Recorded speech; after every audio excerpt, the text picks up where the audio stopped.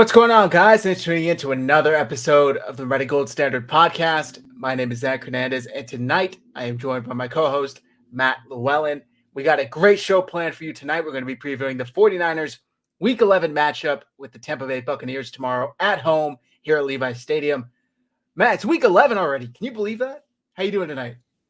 I'm doing good, Zach. Michigan got another victory today. Everybody knows I'm a Michigan guy. Big game next week against Ohio State. Zach, saw that you launched a new show, The Honey Pot, with our man Christian. It's all about betting. Mybookie bringing it for us. A nice outlet for all of you people that like to, place a little wager on the side on some of these games to get some inside tips. So congratulations on that. Yeah, Week 11, man. It's wild. It feels like the season just opened yesterday. And here we are coming up on the home stretch. It's going to be interesting to see. This will be the first 49ers game that we have in the span of 5 days. They play after this in Seattle on Thanksgiving evening. So for me, let's get right into it. But hopefully the 49ers can take care of business quick and move on to bigger and better things. That's right, man. And thanks for the shout out. Go check out Honey Pot after this show if you guys haven't. It's here on 49ers Hive. Just a little more than 49ers. It's NFL content, some college football content. If you're into bets, go check it out. It's a fun show. Me and Christian host that. This is going to be an interesting game, Matt. And it feels like, that what's that saying? You don't know. I wish you knew you were in the good moments when you were actually in them. And that's how I feel right now with the 49ers season. Because when it's like March, April, May, the real dog days of the offseason, I am begging for anything football related. So I'm like, it feels like I'm grasping at the season as it's running away from me so quickly. Same with the holiday season too. Like I'm a huge sucker for like the Burr months, and October went by like that. Maybe because here in the Bay Area it was hot most of October, but I'm just trying to savor it while it's here. And with that said, the 49ers hopefully should be able to savor a nice win tomorrow afternoon. Maybe I'm getting a little bit ahead of myself. What is your main concern about the Tampa Bay Buccaneers? It's my main concern is the same concern you have with opponents in the NFL any given Sunday. Baker Mayfield's quietly having a pretty efficient season.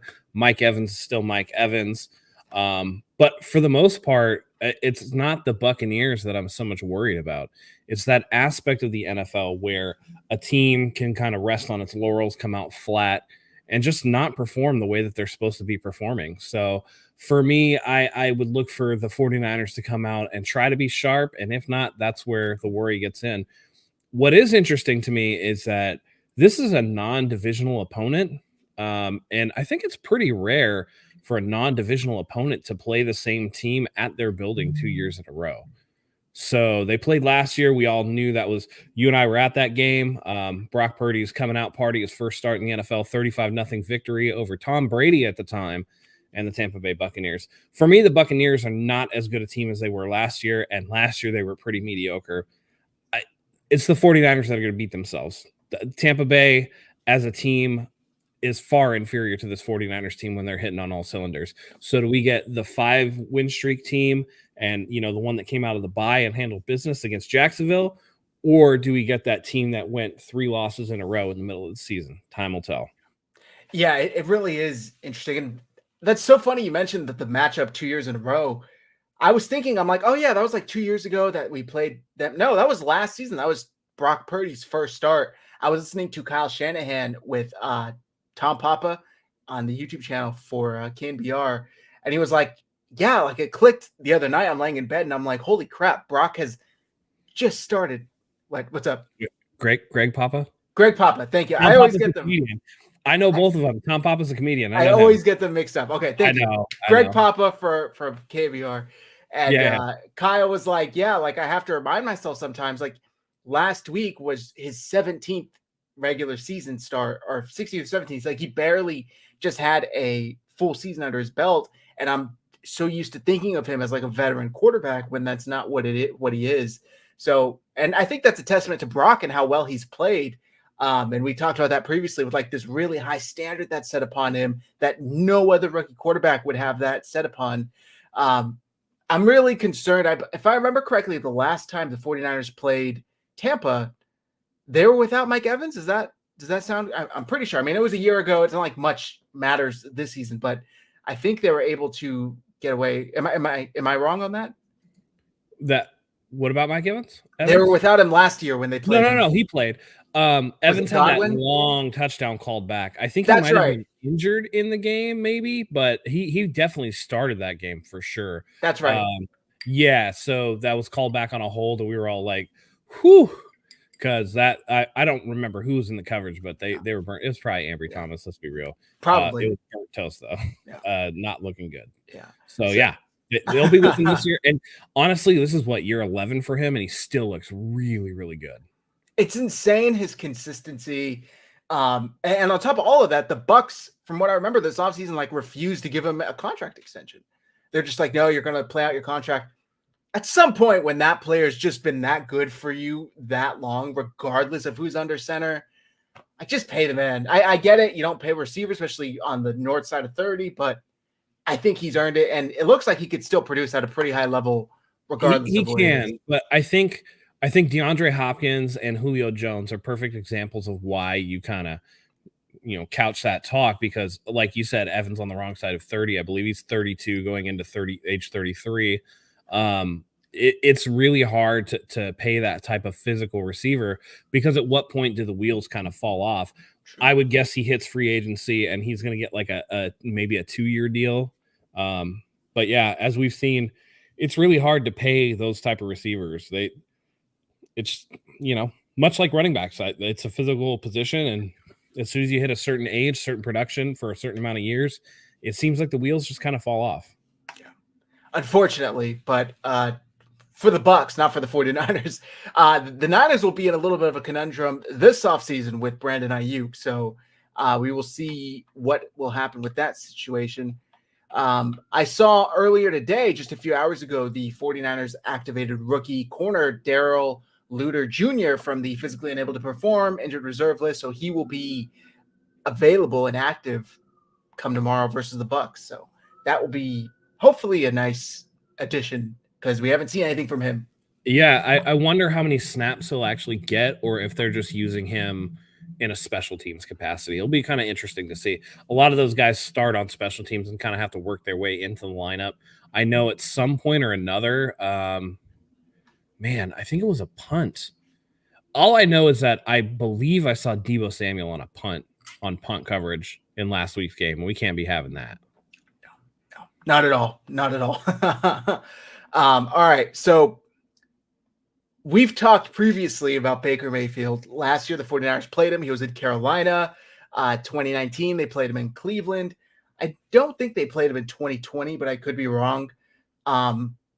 He's having somewhat of a good year. Like, statistically, it's solid. I think the Bucs are happy with their investment in him for this season.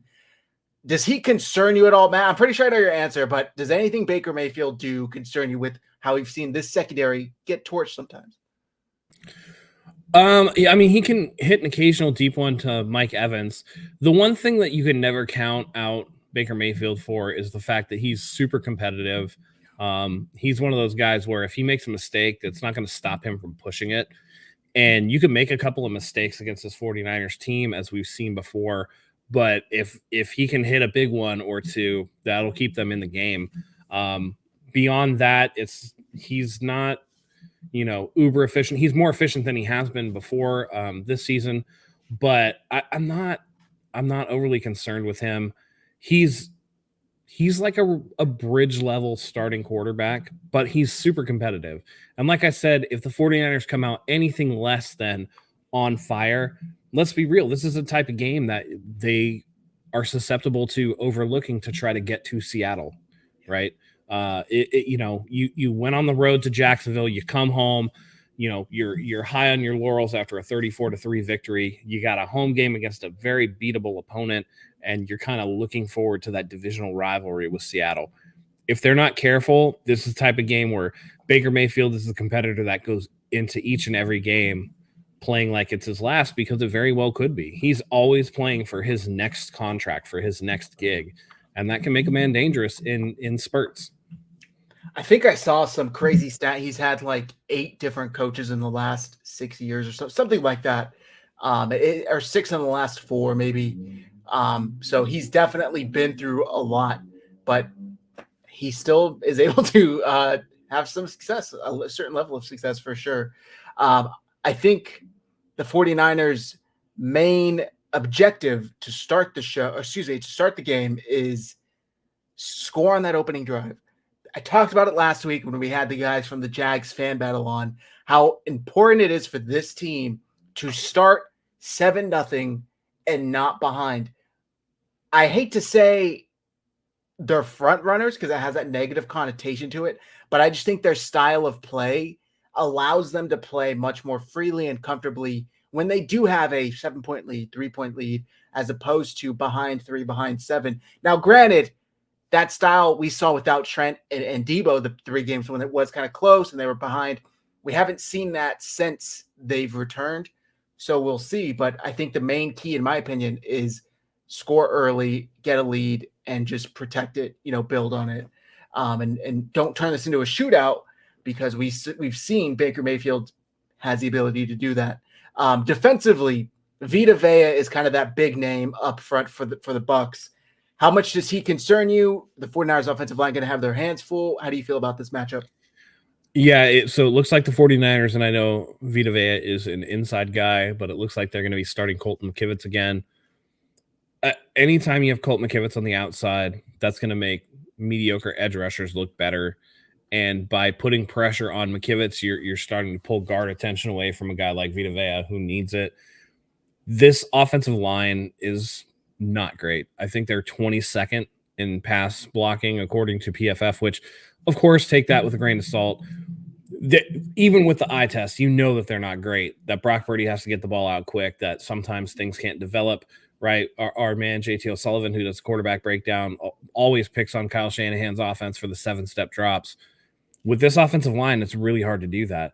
He can be a disruptor for both the run game and the pass game if the offensive line doesn't come in there, tough as nails, ready to play, ready to grind. He's definitely a disruptor on the defense, and the 49ers are going to have to account for him.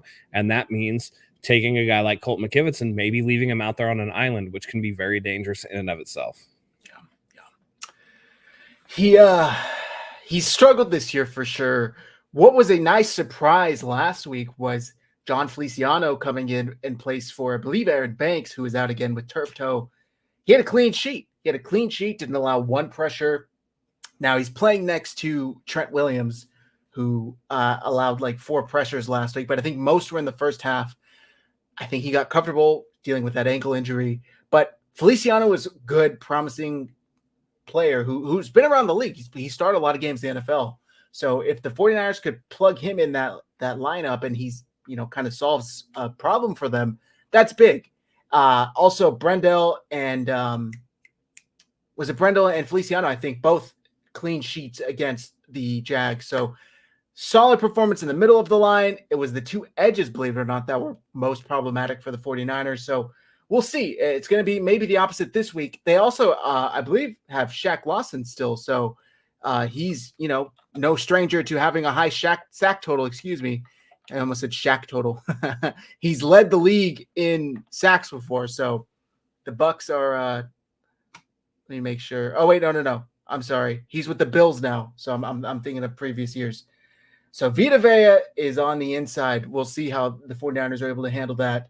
On the flip side, going back to the 49ers offense, Christian McCaffrey, what do you expect from him tomorrow? Last week was the first week in 17 weeks going back to last season. He did not get in the end zone.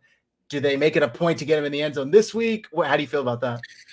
Honestly, his opportunities come all throughout the game. I mean, you don't get to 17 straight weeks with a touchdown unless you're a huge part of a team's offense. And he kind of made a joke about it last week. Obviously, he was just like, everybody scored but me, so I suck. He took it in stride. I think that it's easy to want to force feed somebody the ball, but it's got to come within structure. It's got to come within the rhythm of the offense, and he's going to get his. Let's be real. Christian McCaffrey has one of the highest touchdown totals in the NFL over the course of time that he's been with the 49ers. I expect that to continue. The last, I would say, 3 or 4 games, teams have really been looking to kind of limit McCaffrey's impact on the game. I think the 49ers are going to just try to get him back into it.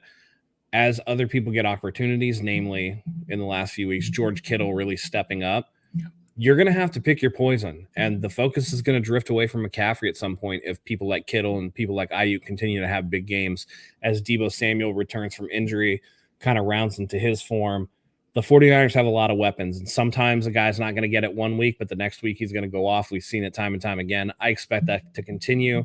And I expect Christian McCaffrey to do everything that he can to have a CMC-like day. I wouldn't be surprised if they tried to limit him and he wasn't able to score. At the same time, I wouldn't be surprised if he got 3 touchdowns. That's just how it is with Christian McCaffrey being this kind of linchpin for the 49ers offense and the thing that everything kind of works itself around in the Kyle Shanahan offense. Some days they're going to, some days you're the hammer, some days you're the nail. And more often than not, Christian McCaffrey is the hammer. Even when he's not scoring touchdowns, he seems to have a big impact on the game. I expect him to have a big impact in this. Yeah, likewise. And Kyle, again, with the interview with Greg Papa this morning, was talking about how so often Christian scores on the first or second drive. He's not thinking about it, when it's 5 minutes left in the game. Oh, I need to get him a touchdown. It's usually already happened. So Sunday against the Jags, it was kind of a rare scenario where they scored, through the air, and Kittle and Ayuk and then Deebo and then Juice. He was like, I guess, and I didn't think Christian hasn't gotten his. So I don't think they'll make it a point. I just think it'll happen kind of naturally. And we saw what happened when you do kind of force feed a player in the red zone, when the defense knows who it's going to 4 straight plays. It's really difficult to get into the end zone. So we'll see how it happens. I think this is a big game for Christian McCaffrey, maybe a big game for George Kittle, maybe a sneak peek at our offensive player of the game to end the show. But let's flip it around to the 49ers defense now, Matt. The only success, I don't want to say the only success, most of the success of the successful drive that yielded points for the Jags last week included, I want to say half of it was screens. Do you think the 49ers are able to adjust? Because this isn't new. It seems like they've been kind of getting beat by screens this season. How do you think they're able to adjust and stop that, or is it just something that's going to continue? I mean, there's always adjustments to be made. I still think that they play their corners a little too far off the line, but you're kind of picking your poison a little bit. We've seen that these corners are susceptible to getting beat deep. So do you want to give up stuff underneath and maybe give up some first downs? And between the 20s, you're kind of giving up a lot of yardage, but you kind of tighten up in the red zone where the field gets short. Or do you want to take away that stuff, try to get more 3 and outs and maybe get beat over the top? If you get beat over the top, it's likely 7. I don't know that I have a huge problem with them trying to hide the deficiencies for some of the corners. Maybe Darrell Luter Jr. makes a difference in something they're trying to do, maybe whether that be the slot, whether that be outside. Like I said earlier, I suspect he's more special teams, but I don't think they're done making adjustments to their scheme for the season. One of the things that's going to help is with Nick Bosa, Chase Young, those guys, if they can get home, that makes coverage a lot easier. It looks like their time to throw for the opponent continues to get shorter and shorter. I would suspect that teams are going to keep running these screen passes to try to negate the pass rush. And it's going to be up to guys like Deommodore Lenoir and, Sean Gibson and, Charvarius Ward to make tackles rather than trying to thump somebody with your shoulder. You're going to have to wrap up, and you might have to hold on until somebody can play cleanup. But, Deommodore Lenoir especially has been a little bit lackluster in his tackling. That's going to be the difference between, on a 3rd and 12, getting a 4th and 3 versus a first down where they get 14 yards because the guy missed a tackle and was able to work in space. Yeah. And it's so, I'm not accustomed to seeing the 49ers being poor at tackling. It's like tackling has always been their bread and butter as a defense. They swarm to the ball. That was kind of D'Amico's thing. And they wrap up. And the funny thing is that 49ers Twitter will be like, well, that's not on the coaches. And I'm like, it absolutely is on the coaches. Yeah. That's something that they've done consistently for years. If you're not emphasizing that, though, I mean, we don't know what you don't think that Steve Wilkes could be like, hey, make sure that you're bumping them, right? Rather than wrapping up where we don't know, man, I don't want anybody getting hurt. Hey, you're not a linebacker out there. Just thump them. I'm not trying to say that Steve Wilkes is or isn't, but to say that the lack of tackling is not coaching is kind of weird, man, because that's something that they definitely need to, drill and work on. And it's something that in the modern NFL, is getting more and more and more set to the side. It's why you see so many targeting penalties in college now, is that guys are just launching themselves rather than trying to wrap up. It's a lost art, and I think that Robert Saleh and D'Amico Ryans were throwbacks in that regard. Yeah. Continue on, Zach. No. I agree with that 100% because when you see it consistently happening, right? Like it's not like it's once or twice. It's consistent that they're going for it. It reminds me of, and I loved these players as 49ers, but you can't tell me they weren't susceptible to doing this. Dante Hittner and Deshaun Goldson, they would go for the big splash hit instead of the sure tackle.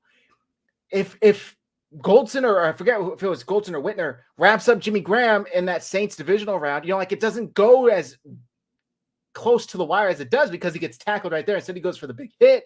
Jimmy Graham just bounces off him. Like it reminds me of that. And for some reason, the defense just allows it to continue. The coaches allow it to continue. They really need to stop doing this and just wrap up the player. And maybe some of that was like Dre Greenlaw being hurt, because I did see him even doing that going back to the Cincy game. He would kind of go for the hit and then get bounced off, and the player with the ball would continue to run. Hopefully this is something that can be fixed and will be fixed. The screen passes do frustrate me because it's like, how have you not adjusted to this by now? They completely use the 49ers aggressiveness against them. The defensive line's rushing in at full speed. They're just going to dump it over their head, and there's nobody there for 10 to 20 yards. The running back's able to get a nice gain. It happens all the time against the 49ers defense. So hopefully this is something they're able to fix moving forward. I believe, if I remember correctly, Kyle Shanahan mentioned it. Again, I'm referencing the same interview. I didn't think I talked about it this much, but he referenced it this morning with Greg Papa. So hopefully he's aware of it. He's able to relay that to Steve Wilks and move forward playing better. Now, Matt, I got to ask you, even though I think I know your answer, we saw Steve Wilks move down from the booth. Defense only gives up 3 points. They're looking better. They're looking energized. How much of that was Steve Wilks' move down to the booth, if any? I do think it made a little bit of a difference. I mean, just look at, some of the hyping that he was doing up to some of the players, particularly Ambry Thomas after the fumble recovery. That type of stuff, again, from an X's and O's perspective, I talked about this last week with you and Mike. That type of stuff may not matter from an X's and O's perspective, but I guarantee you on a hype level, on a morale level, that matters to the players. I think it absolutely does matter for morale for them. And so to have him on there showing energy, being able to address something immediately and not having to have a player go over and get a phone, go over and do X, Y, Z, I think that definitely makes a difference. So it is something nice to see. And I'm glad that they tried it. Now, how much of that will be sustainable for Steve Wilks for the defense, that remains to be seen. But for the Jacksonville game, at least, it was a smashing success. Yeah. I think, and I saw a lot of people predicting this beforehand, like the defense is going to play well and everybody's going to immediately attribute it to Wilks being on the field. I wouldn't say it was like solely responsible in the main difference, but I agree with you. I do think it made a difference. We saw him pull Charvarius Ward aside when he was getting handsy and getting the calls. It looked like they had a nice conversation, kind of maybe coached him up. And we, like you mentioned, also with Ambry Thomas, we saw him have that moment where they're eye to eye. He's talking about, I assume how proud he is of him. So I think this stuff matters, especially when motivation is such a big thing in pro football. I just think the way this defense is used to being coached, you got to make yourself fit that mold, even if you're a little uncomfortable doing so. It's just what they're used to, and they're too good to try and change things now. So, yeah. We got a question here from NT Louis. Any chance Chase Young stays and Bosa gets traded? No. No, not at all. By the way, I got to ask you about this. We haven't talked about this. Everybody I talk to, or not that I talk to, I read from, I'm hearing it's like a foregone conclusion that Chase Young walks. Like, the 49ers got a rental for a third-round pick. It's solid. And the next year he can go sign elsewhere and they'll get a comp pick back. I don't know if it's such a sure thing that they're not going to re-sign him. Right.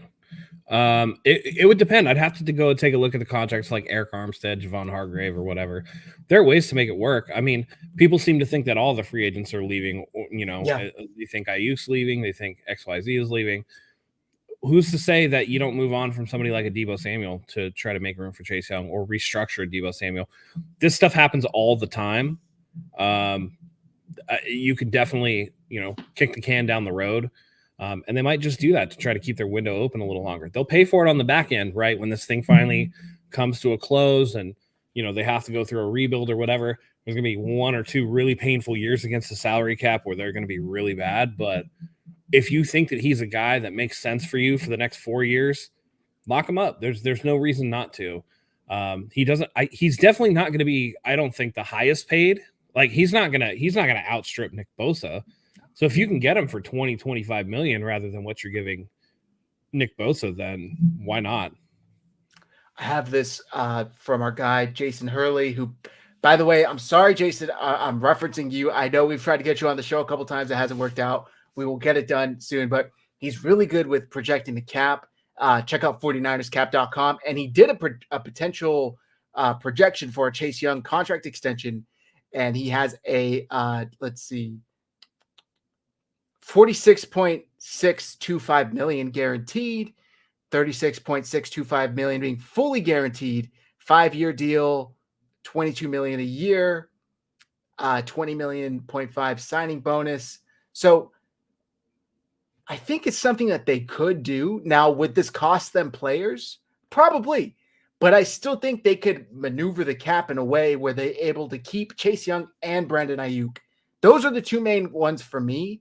And if it came down to it, I think I'd most definitely keep Ayuk over Chase Young. I've seen some people say, I don't know. I think I'd keep Young over Ayuk.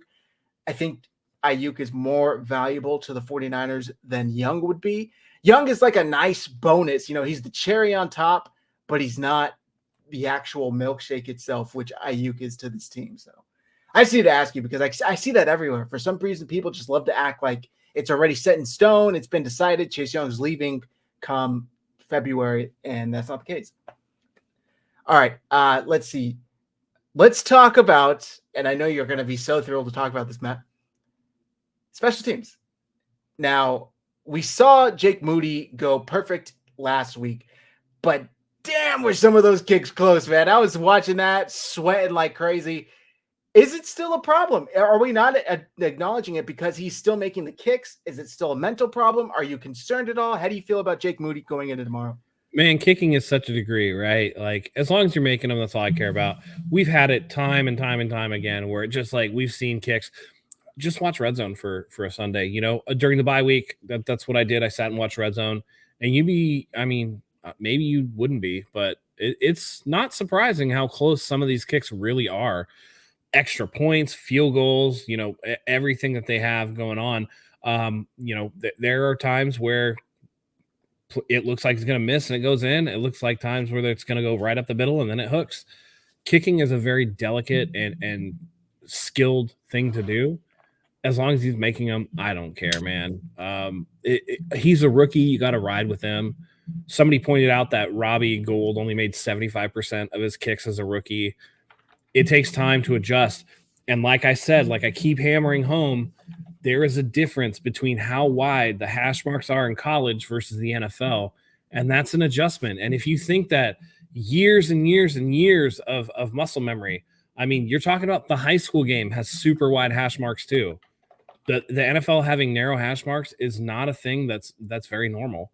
You're talking about 15.4 feet, I think was it was. It's essentially 5 yards wide. And that's working with degrees that people don't understand. You're changing angles of kicks. You're approaching it differently. You've got guys on special teams that are faster than what you're going to see in a lot of college of the college game. He's going to get it. And so far, yes, he missed a game-winning kick there, and then he came out and missed another one the next week. But for the most part, he's been making his kicks. He's made his extra points. I can't complain too much about it. It's just something that they're going to have to work through in terms of growing pains.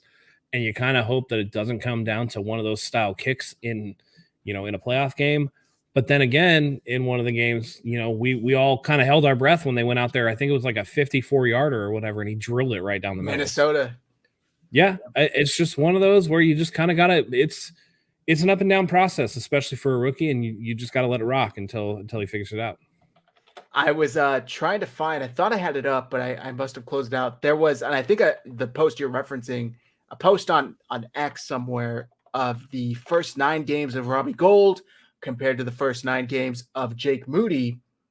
They were pretty similar, and if I remember correctly, it kind of tilted to Jake Moody's favor.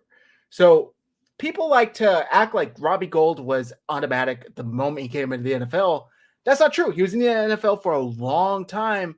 When he came to the 49ers, by that point, he was a seasoned veteran, and he was pretty close to automatic then, but that wasn't always the case. So just keep that in mind with Jake Moody. And I don't even think we'd be talking about this if he wasn't a 3rd-round pick or 4th-round pick, whatever he was.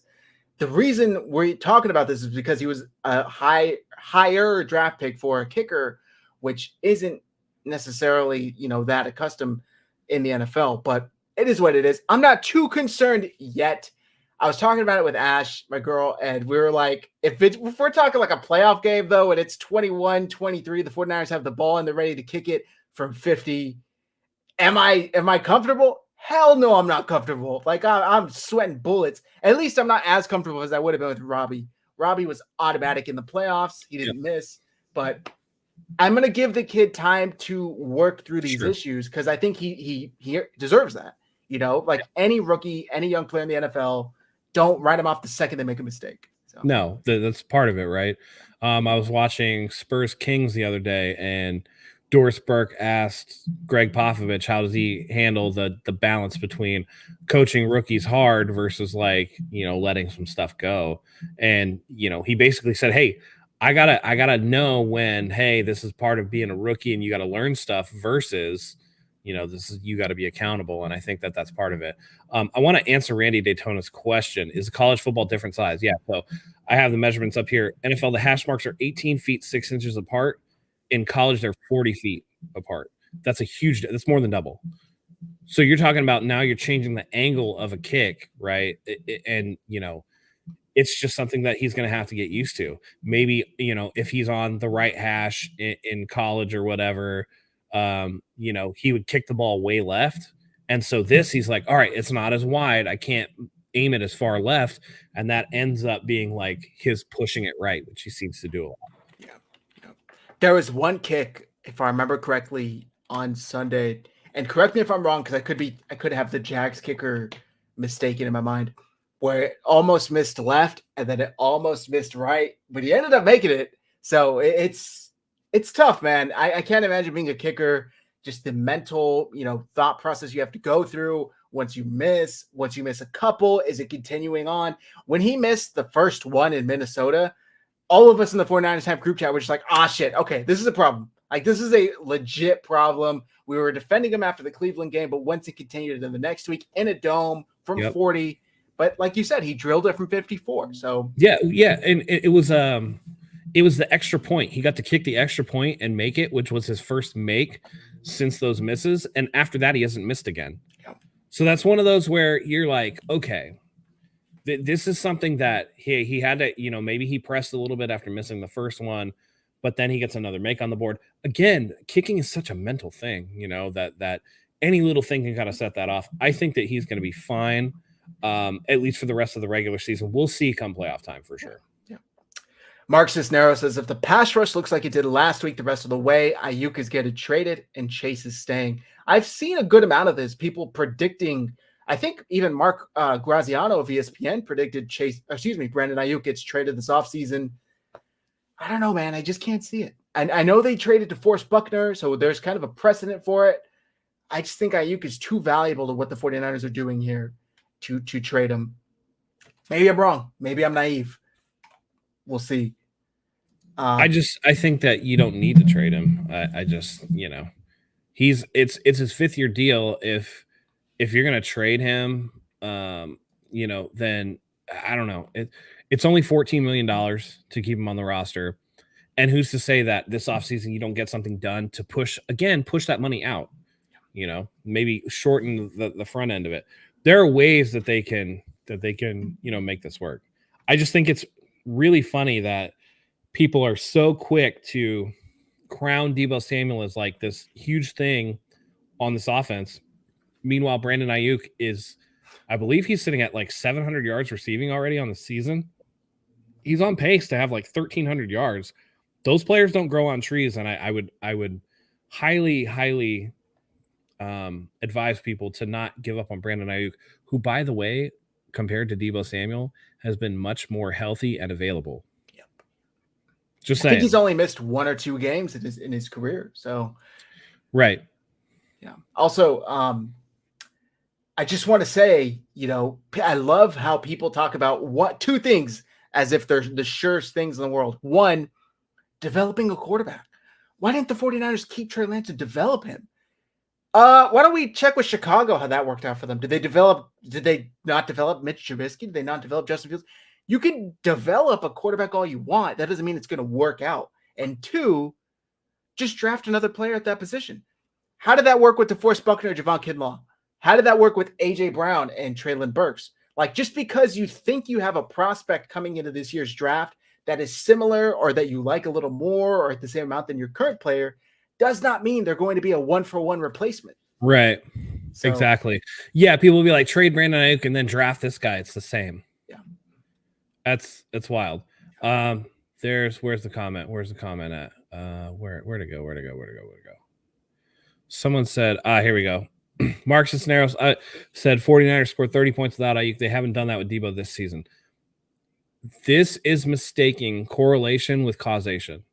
Deebo Samuel does not cause the 49ers to score 30 points, just like Deebo Samuel not being in the game causes them to not score those type of things.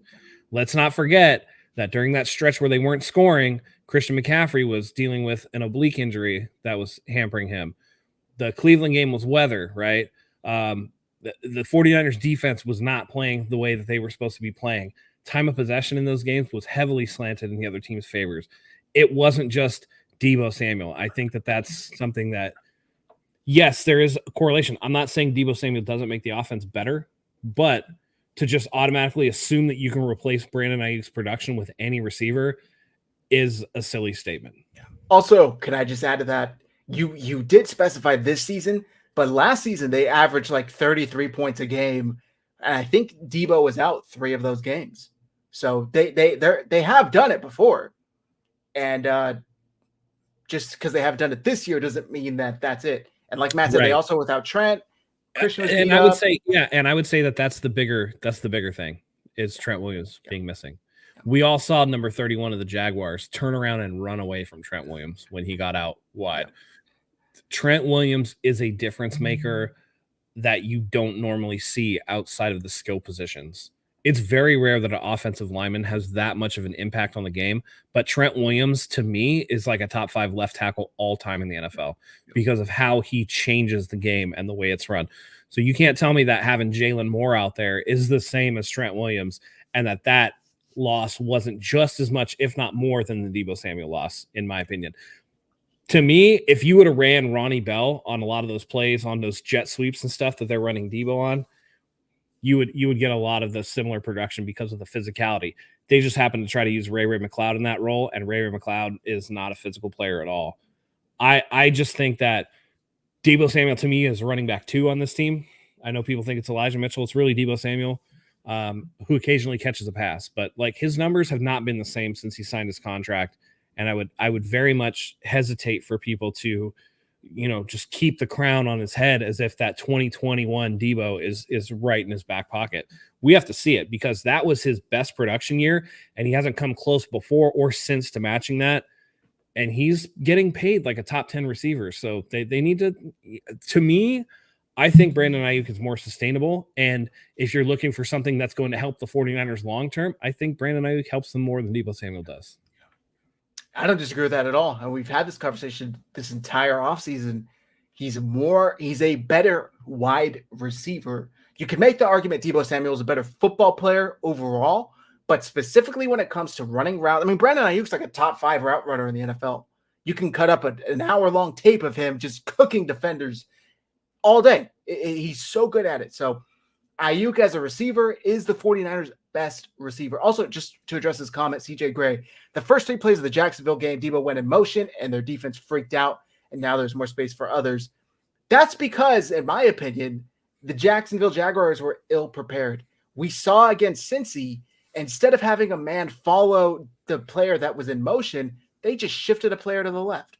Instead of having 1-for-1, you're going all the way across the field, leaving an open space. They just shifted a player that was already there a little bit. So Mike Caldwell, the defensive coordinator for the Jags, in my opinion, should have coached the Jags up to do that.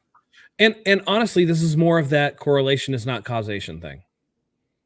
Right. If you get any talented player, you don't think a player like Bijan Robinson could cause that type of panic. You don't think that a player like if that was Christian McCaffrey in motion and Elijah Mitchell was the stillback, you don't think that's going to cause the same amount of thing.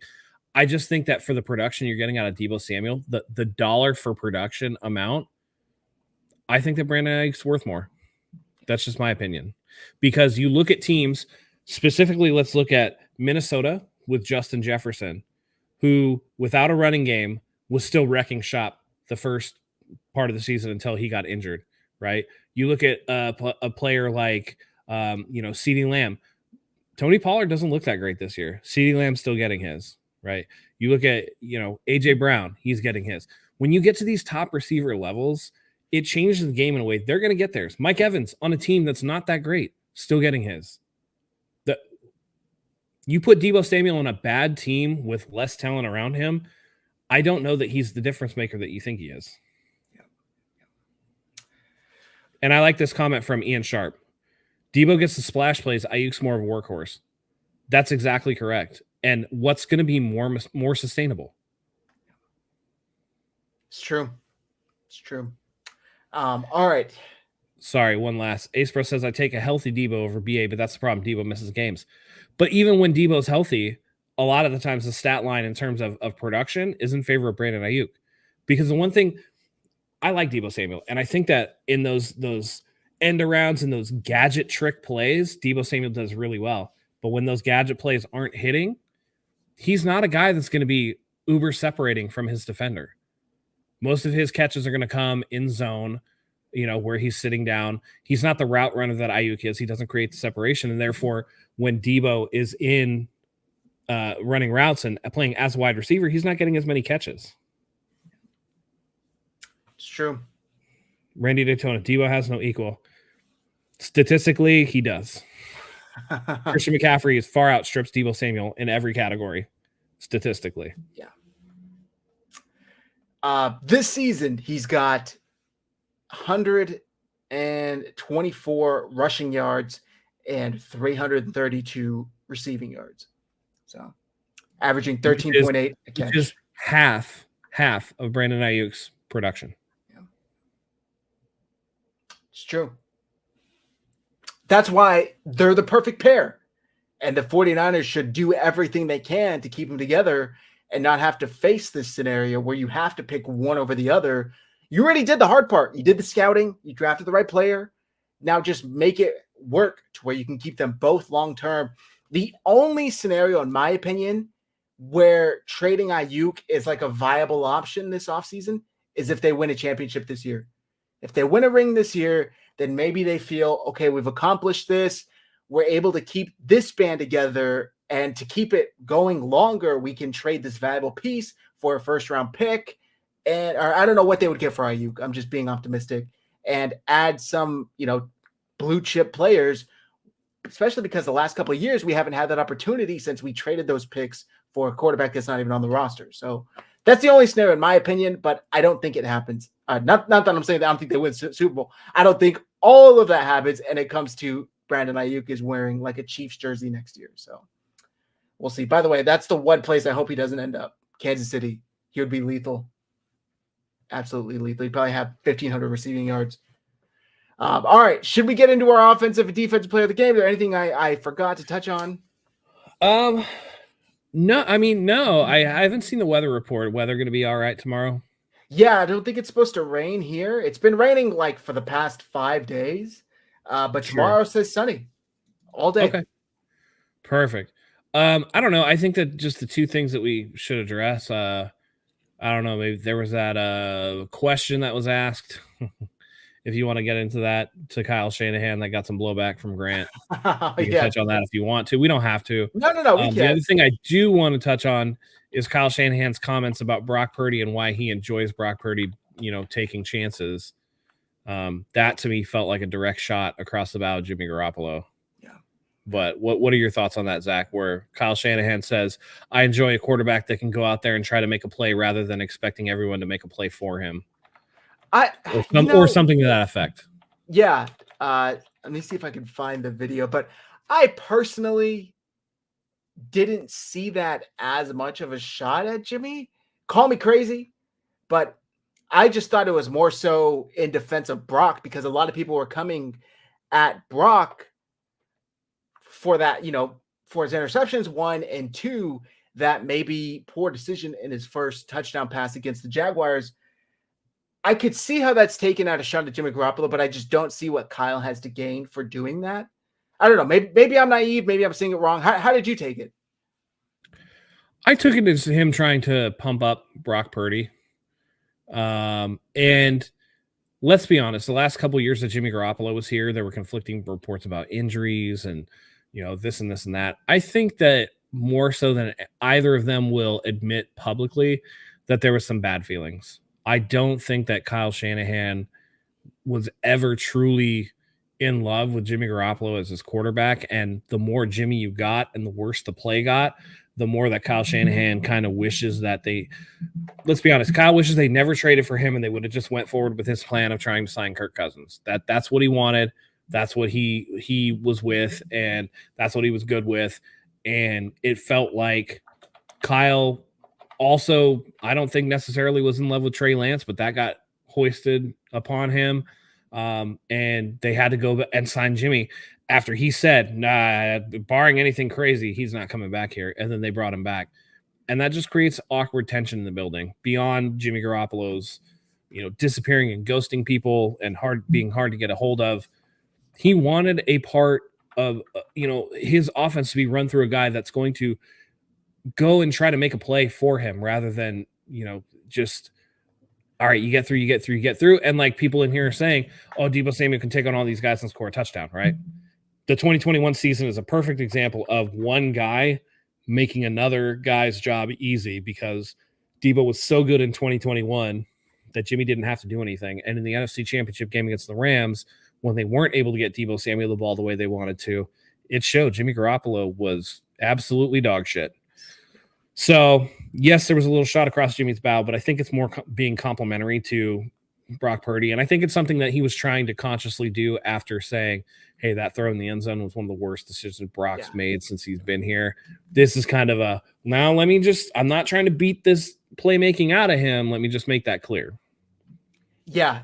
So I wasn't able to find the audio clip, but I did find the quote, and I'll read this, and then we'll move on to the kind of debacle with Grant Cohn, Kyle Shanahan, Jordan Mason.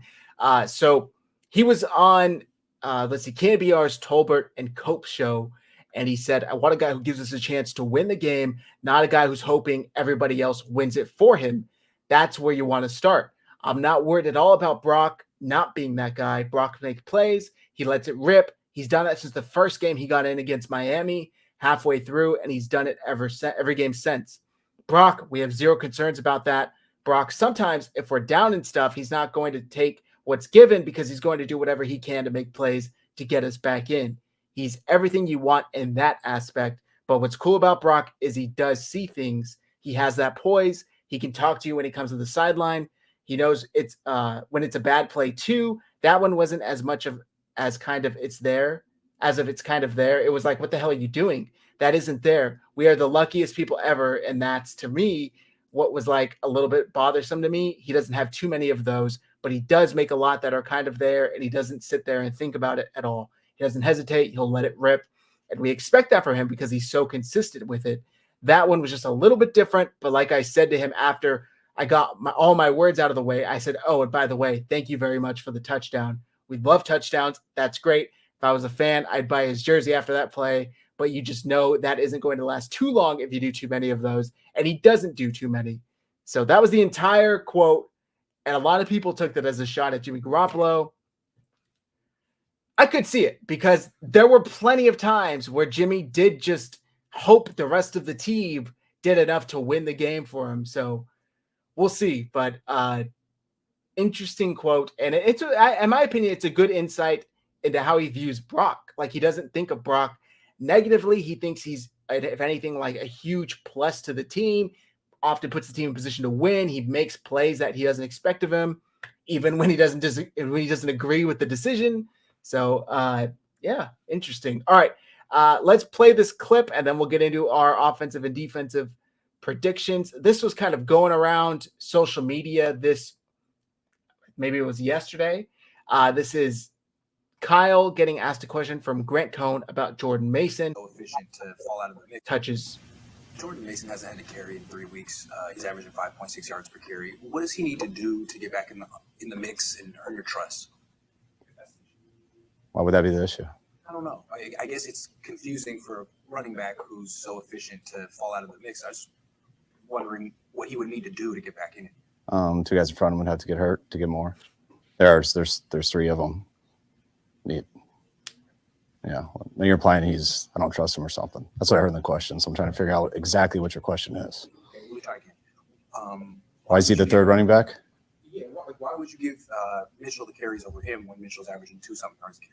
And we look at more than stats. Mitchell's our number 2 back. He's done some pretty good things here. Sure. And JP's our 3. He's been our 2 at times. But it's how most cases are in the NFL. Jordan Mason. Interesting quote that kind of went viral. And what did you think? I don't know. Let's get your thoughts first.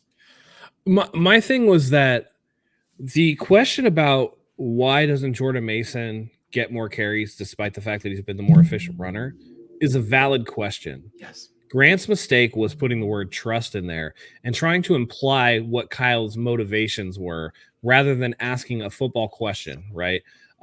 It could have been something as simple as like, it looks like that Jordan Mason isn't getting carries despite a high level of efficiency.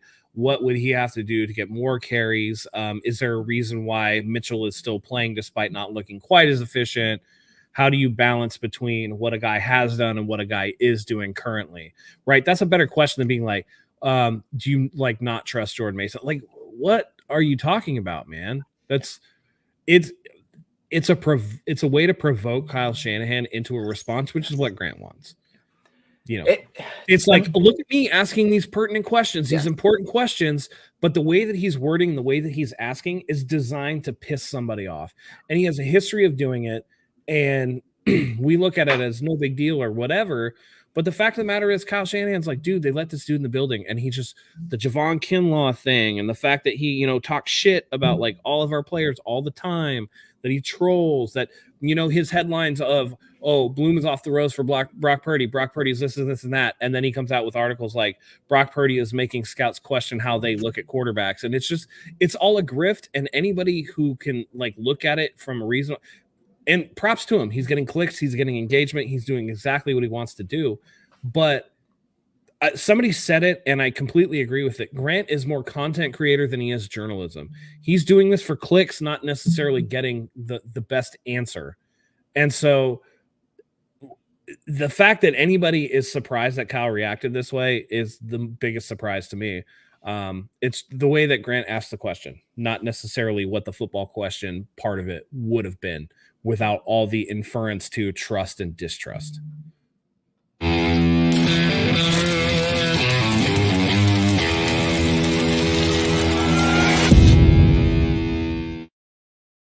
Perfect Matt rant right there. Nice surprise. Yeah, look, it reminds me of like in politics when somebody gets up to ask a question, but they preface it with like a paragraph worth of, testifying their story and their points and all these evil things you've done. And at the very end, they're like, why do you like killing babies? And it's like, well, I'm sorry. Like, you just totally like put this entire narrative in your question. And I agree. Like, the question itself is valid. Hey, Jordan Mason, it looks like he's having a really productive time every time he does touch the ball. Why doesn't he get more touches? Like, that's all that needed to be asked. Instead, began with the implication that Kyle Shanahan has a personal problem with Jordan Mason, or at the very least doesn't trust him on the field to do his job correctly. And I think that's where Kyle Shanahan kind of got upset. And I also think, like you said, Matt, it's a pattern. It's not the first time. If it was like the first time he had a problem with the reporter or disagreed with the way they asked a question, maybe he would have let it slide. But it's the fact that it's like over and over and over and over and over again. Kyle's just like, dude, I'm sick of your shit. I'm not going to deal with it. I'm going to call it out when I see it. And I'm not going to give you what you want, even though technically he did get what he wanted because I saw an article about it, posted up there. So he got what he wanted. But in the end, I think most people agreed it was a dumb way to ask the question. So, yeah. Ian Sharp. No, definitely. I just think that, it's very easy to just kind of side one way or another. Fact of the matter is, in my opinion, Debo is the number 2 running back.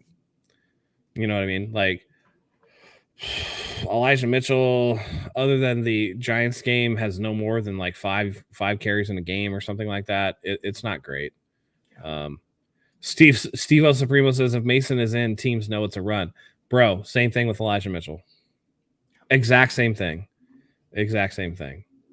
Maybe the blocking thing, because that is true that Jordan Mason is not a good blocker, but if you're going to run the ball, you need him to fucking block. And by the way, despite the fact that teams know that it's a run when Jordan Mason is in the game, he's averaging 5.9 yards carry this year. So I'd be interested to see how much of that came from that Dallas game, but I'm not taking anything away from him because I do think he's a good back. And I think if he got the amount of carries, even a little less than the amount of carries Christian's getting, he'd be a very successful back in this offense. But the opportunities just aren't there for him. So I don't know. Maybe at some point, but right now they're not there. And also, I'm thinking maybe he's keeping them fresh for the playoffs. Or something. Or I don't know. But the timing for the question is weird too, because are we really arguing over who should get Christian McCaffrey and Deebo Samuel's like scraps in terms of carries? Like, who gives a shit? You're talking about 2 or 3 or 4 snaps a game. Like, no one cares. But it's a way to create controversy. So very interesting. Yeah. All right. We're going to get into our offensive and defensive MVP predictions of the game. But before we do, we got to say thank you to today's sponsor, Mybookie. We'll be right back after a quick message. Just want to take a second to thank today's sponsor, Mybookie. As the better, you demand perfection, and Mybookie delivers. NFL, college football, and a brand new cash out system gives you options to bet and win all season long. The first 2 legs of your parlay hit, cash out early and use the funds on another bet. Or you could let it ride for the chance of a bigger payday. Join the MyBookie family for a season filled with odds boosts, free bets, and super contests. To get started, all you got to do is super simple. Go to Mybookie.AG right now and register for an account for free. That's right, it's free.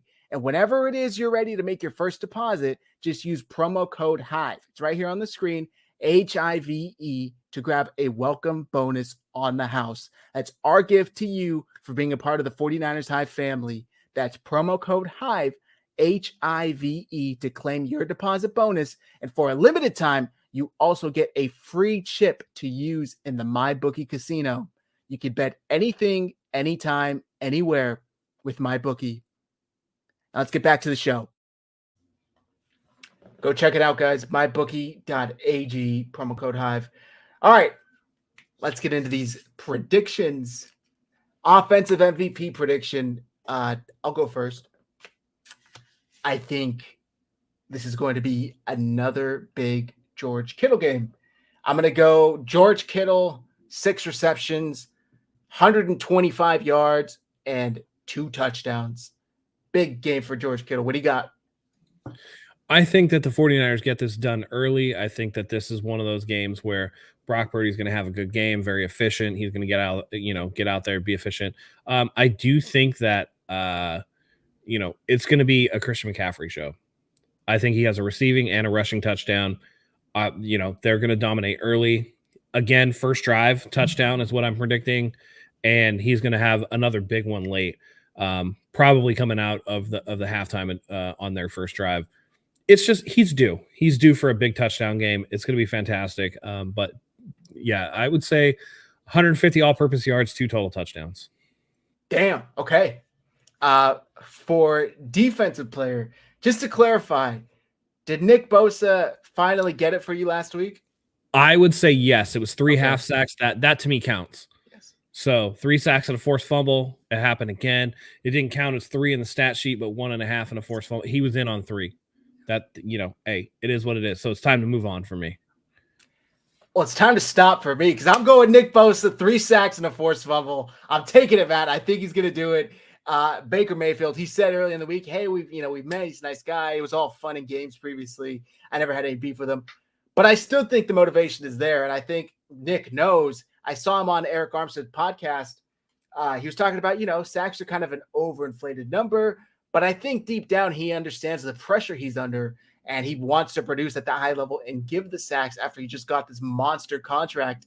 And I think Chase Young is going to help him get there. So I'm going Nick Bosa, 3 sacks and a forced fumble. Credit to Matt for coming up with it. Who do you got? You know what? I'm going to keep it with my man, the myth, the legend. Maybe has replaced Patrick Willis as my favorite 49ers linebacker of all time. All-pro Fred Warner. I think he gets a sack. He gets another pick or a fumble recovery. He continues to dominate. He's going to have 10 tackles. He's just going to be all over the field. Fred Warner is the man. He's going to continue to be the man, the best linebacker in football, bar none. Damn. All right. I love it. All right. Final score predictions, guys. By the way, drop yours in the chat. If you're watching this afterwards, drop a comment. If you get it right, we'll send you some merch. Tweet them at us. I guess it's not really tweet anymore. Post them at us. Our handles are on the screen below. If you get it right, we'll send you some merch. So final score predictions. I'm going to go 49ers 31-10. I just think this is an all-out ass whooping from the start to the finish. And maybe I'm being generous with 10 points. What do you got? I got 49ers in a comfortable one, 35-13. Okay, nice. I like that. By the way, they are currently favored by 12 points. Hey, Ian Sharp, nice one. I see you, brother. Nice. Which moved 2.5 points from Friday, from yesterday morning. When I checked the line, it was 9.5. I don't know. I don't think much happened between yesterday and today, but they're up. It's up to 12. Maybe just a lot of bets coming in on the Niners. Vegas trying to even things out. So we'll see. I think the Niners cover. By the way, if you guys want to play some bets, like Matt said to start the show, go check out Honey Pot here on 49ers Hive. It was posted this morning, the first episode. Christian and I go in all of the bets. We give you some locks, we give you some risky bets, and we give you some stingers, some really, really high odd parlays that maybe don't have the best chance of hitting. But if they do, you're going to be rich. All right, Matt, let's wrap it up with a chat pack question and get out of here tonight.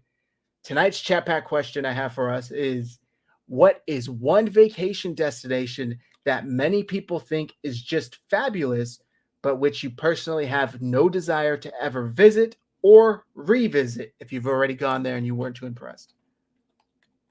Chat, you can answer as well. Drop your answers in the chat.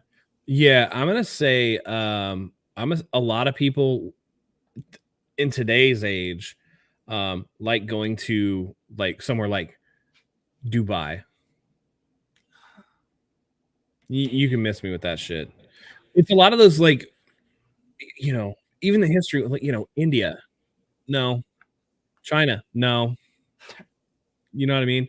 A lot of people will downplay Hawaii, will downplay some of these tropical destinations. Listen, man, don't fuck with the hits.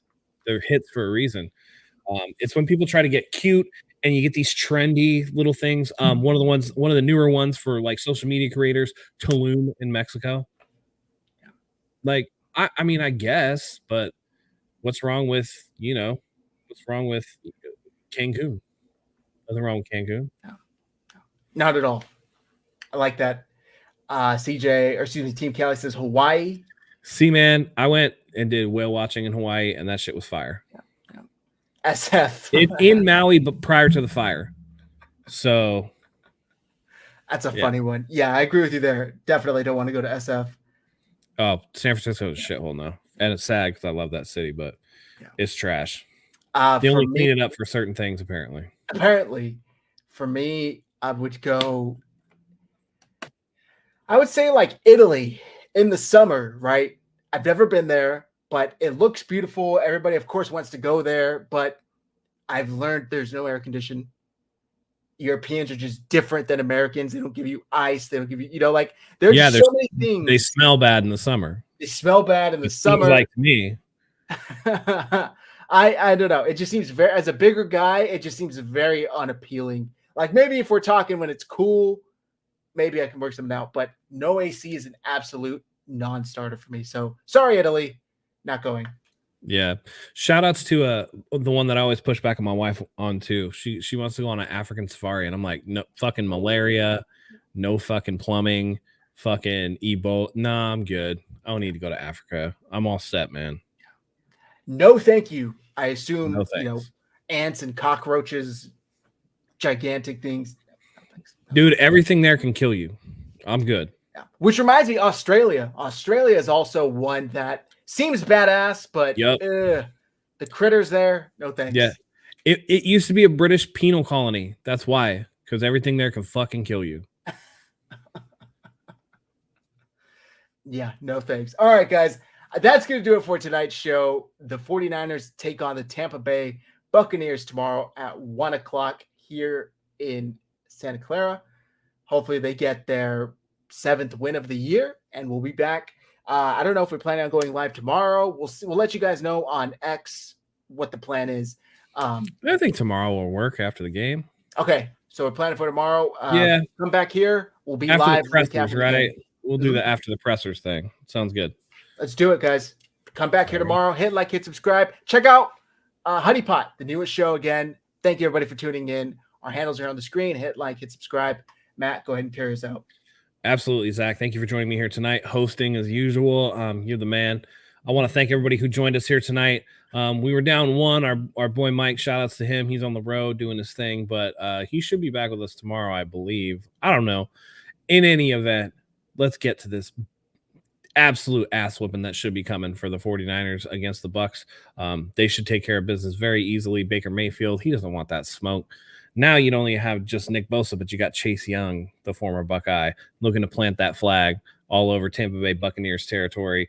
The 49ers are at home. Levi is a destination. So, I mean, let's just buckle up and enjoy the ride. That being said, for Zach, myself, thank you as always for joining us. And until next time, everyone, go Niners.